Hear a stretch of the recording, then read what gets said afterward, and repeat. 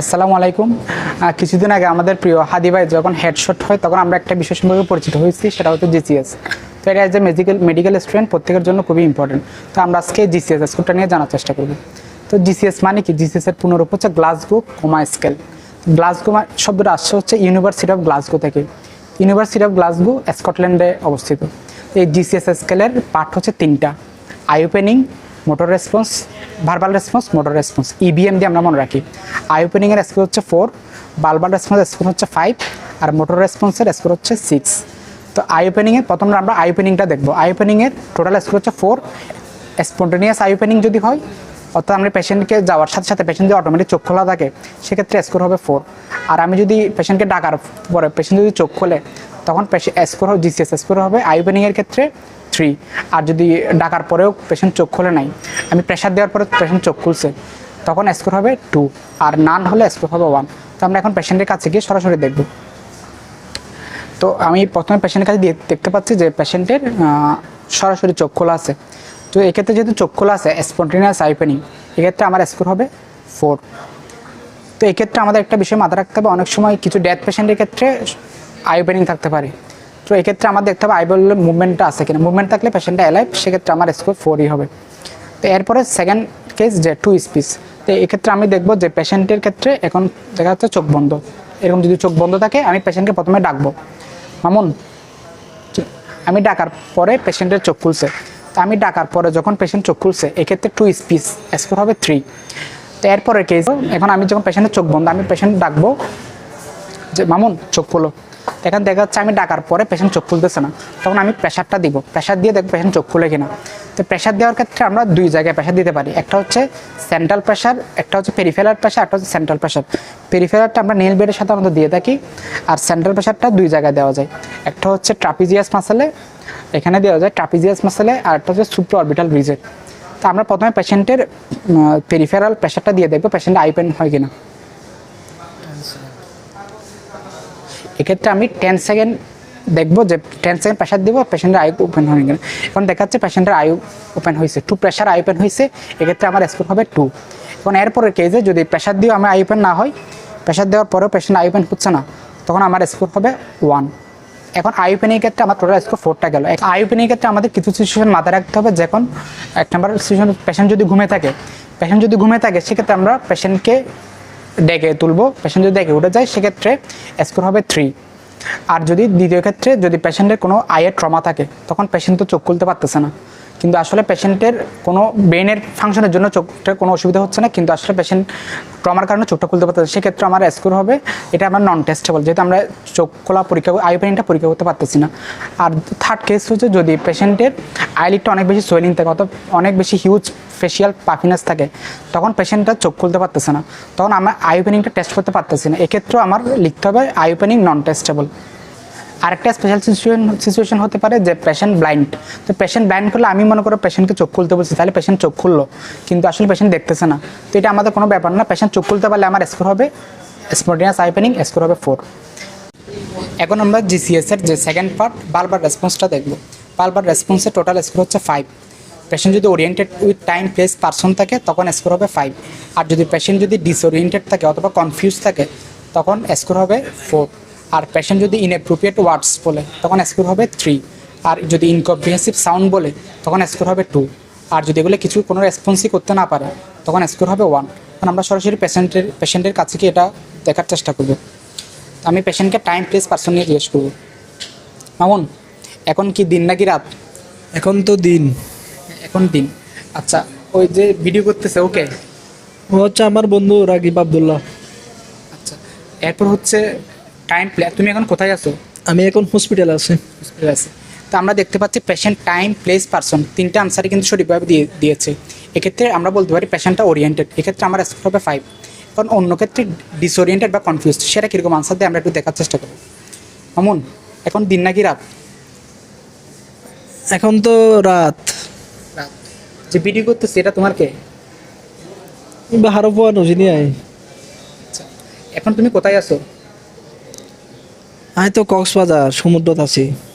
আচ্ছা, তো এখন আমি পেশেন্টকে যে কোয়েশ্চেনগুলো করছি, পেশেন্ট কিন্তু কোয়েশ্চেনগুলো ঠিকভাবে বুঝতে পারছে কিন্তু আনসারগুলো একটু ভুল দিছে, তখন আমরা পেশেন্টকে বলবো ডিসওরিয়েন্টেড অর কনফিউজড, স্কোর হবে 4। এখন আমরা এরপরের কেসে যাব। মামুন, এখন দিন নাকি রাত? মাথায়। আচ্ছা, ভিডিও করতে সেটা কে?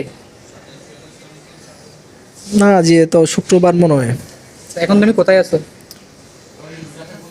না কেন আছো তোরা, ভালো আছো না? ভালো আছি। তো এক্ষেত্রে দেখা যাচ্ছে পেশেন্ট আসলে আমার প্রশ্নটাই বুঝতে পারে নাই, আমার ওর আনসারের সাথে আমার প্রশ্নের কোনো সামঞ্জস্য নাই, সেজন্য আমরা এখানে বলবো ইনঅ্যাপ্রোপ্রিয়েট ওয়ার্ডস। এক্ষেত্রে স্কোর হবে 3। এখন আমরা এরপরের কেসে যাব। মামুন, এখন দিন নাকি রাত? এটা কে? এখন তুমি কোথায় আছো? আচ্ছা, এখানে পেশেন্ট কোনো সাউন্ডই করতে পারতেছে না বা কিছু উল্টাপাল্টা শব্দ করতেছে, এক্ষেত্রে আমরা বলবো ইনকম্প্রিহেন্সিভ সাউন্ড। এক্ষেত্রে স্কোর হবে 2। আর যদি পেশেন্ট যদি আমি ডাকার পরে কোনো রেসপন্স করতে না পারে তখন স্কোর হবে 1। তো এই ক্ষেত্রে আমাদের যে ভার্বাল রেসপন্স, এখানে কিছু স্পেশাল সিচুয়েশন আছে। যেমন একটা পেশেন্ট মনে করো যে বোবা পেশেন্ট তো কথা বলতে পারতেছে, আমি বারবার রেসপন্সটা তাহলে তার কাছ থেকে টেস্ট করতে পারবো না, তখন আমি লিখবো এনটি মানে হচ্ছে নন টেস্টেবল। আর সেকেন্ড কেস হচ্ছে পেশেন্ট যদি ইনটিউবেটেড থাকলে তার মুখে যেহেতু একটা ইনটিউবেশন টিউব থাকে তখন সে আমার বারবার রেসপন্সটা করতে পারবে না, এক্ষেত্রে আমি দিব নন টেস্টেবল। এখন আমরা জিসিএস এর যে 3 নাম্বার পয়েন্ট যেটা হচ্ছে মোটর রেসপন্স, সেটা নিয়ে আলোচনা করব। জিসিএস এর 3 নাম্বার নাম হচ্ছে মোটর রেসপন্স। এখানে টোটাল স্কোর হচ্ছে 6। তো পেশেন্ট যদি অবেজ কমান তাহলে স্কোর পাবে 6। আর আমি এরপর যদি কমান যদি অবে করতে না পারে তখন আমি পেশেন্টকে পেন দিব। পেন যদি লোকালাইজ করতে পারে তখন স্কোর পাবে 5। পেশেন্ট যদি পেন লোকালাইজ করতে না পারে কিন্তু নর্মাল ফ্লেকশন অথবা ফ্লেকশন উইথড্রয়াল ফ্রম পেন যদি হয় সেক্ষেত্রে স্কোর পাবে 4। আর যদি অ্যাবনর্মাল ফ্লেকশন হয় তখন স্কোর পাবে 3। আর অ্যাবনর্মাল এক্সটেনশন যদি হয় স্কোর পাবে 2। আর যদি নান হয় স্কোর পাবে 1। তখন আমরা সরাসরি পেশেন্টের কাছে গিয়ে অ্যাসেস করার চেষ্টা করব। তো প্রথম পয়েন্ট হচ্ছে পেশেন্ট কমান্ড অবে করতে পারে কিনা। এমন হাতটা তোলো তো, আমার হাতটা ধরো, হাত ছাড়ো। তো এখানে দেখা যাচ্ছে পেশেন্ট আমার হাত যে কমান্ড দুইটা দিছি দুইটা অবে করতে পারছে, এক্ষেত্রে পেশেন্টের স্কোর হবে 6। এরপর যদি পেশেন্ট যদি কমান্ড অবে করতে না পারে, মামুন হাতটা তোলো তো, দেখা যাচ্ছে পেশেন্ট হাত তুলতেছে না, তখন আমি পেশেন্টকে পেন দিয়ে দেখবো। তো পেনটা এক্ষেত্রে আগেই বলছি যে 2 জায়গায় দেওয়া যাবে, একটা হচ্ছে পেরিফেরাল পেন আর একটা হচ্ছে সেন্ট্রাল পেন। তো প্রথমে আমি পেরিফেরাল পেন দিয়ে দেখবো। তো এই যে এখানে নীল বেড আমি পেনটা দিচ্ছি, আমি যখন পেন দিচ্ছি পেশেন্ট দেখা যাচ্ছে যে তার বাম হাত দিয়ে পেশেন্টের পেনটাকে লোকালাইজ করে আমার যে বাইরের যে ড্যামেজিং ফোর্স এটাকে সে উইথড্র করার চেষ্টা করতেছে, তার হাত দিয়ে নিজে থেকে আমার হাতটাকে উইথড্র করার চেষ্টা করতেছে। এক্ষেত্রে আমার স্কোর হবে হচ্ছে 5।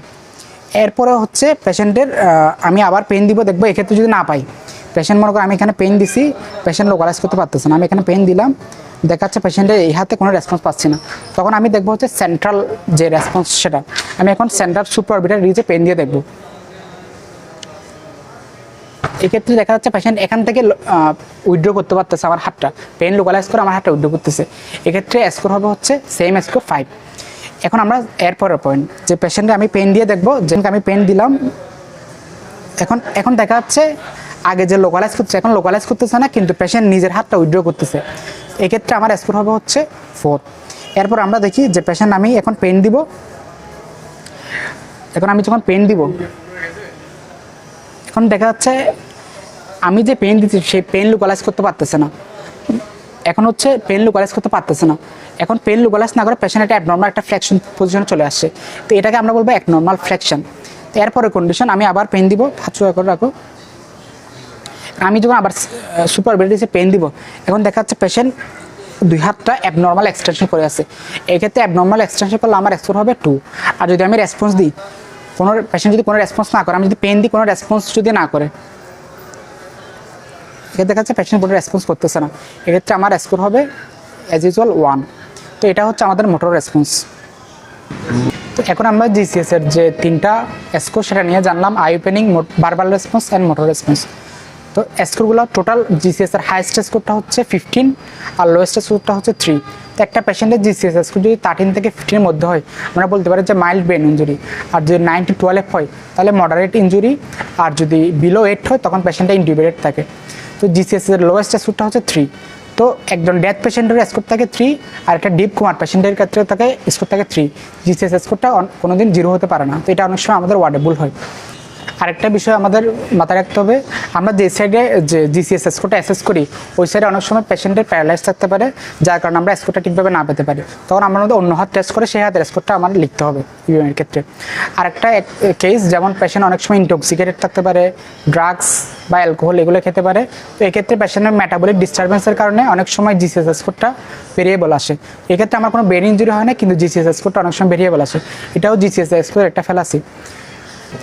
তো এতক্ষণ যারা ভিডিওটা দেখেছেন সবার জন্য একটা প্রশ্ন, মনে করেন যে এই পেশেন্টটা আমি ডাকার পরে চোখ খুলছে, এরপর হচ্ছে পেশেন্টটা কনফিউজড, এরপরে আমার কমান্ড অবে করতে পারছে, এক্ষেত্রে তার জিসিএস স্কোরটা কত হবে সেটা কমেন্টে লিখবেন। আর অসংখ্য ধন্যবাদ, আমাদের ভিডিওটা আশা করি আপনাদের উপকার আসবে।